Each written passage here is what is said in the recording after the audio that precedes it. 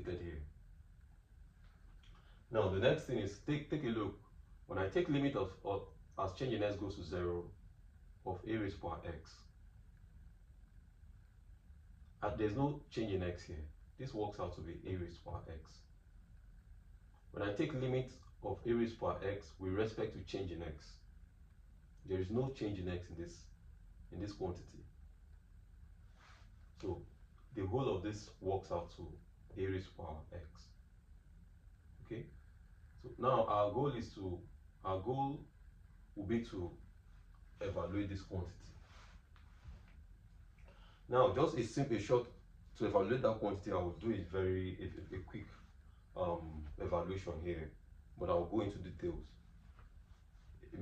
I'll go into details a couple of minutes later. Take a look. When we found the derivative of e raised to power x, what we had when we got here was, in fact, at this point and at this point we had e. So e raised to the power x was here. So if I had e raised to power x here, e raised to power x, all of this quantity by virtue of what we did would work out to be logarithm of e, yes. And then if you recall, this worked out, so everything worked out. Natural logarithm of e is 1, and we had 1 times 1, which is e raised to power x. Now that e is being replaced by a, I can simply put in a at this position, and I will have a raised to power x ln a. So that's what the derivative of a raised to power x works out to be. A raised to power x times log a raised to power x times log a. That's what it works out to be.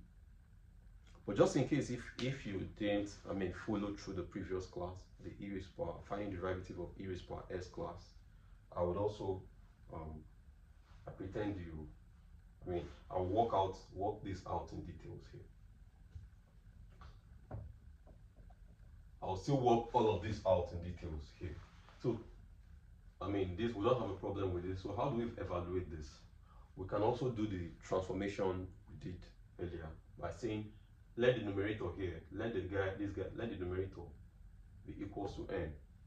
Okay, and that's what I have here. We say let a raised to power x minus 1 be equal to n. I'll make change in x the subject. So bring 1 to this side of the equation.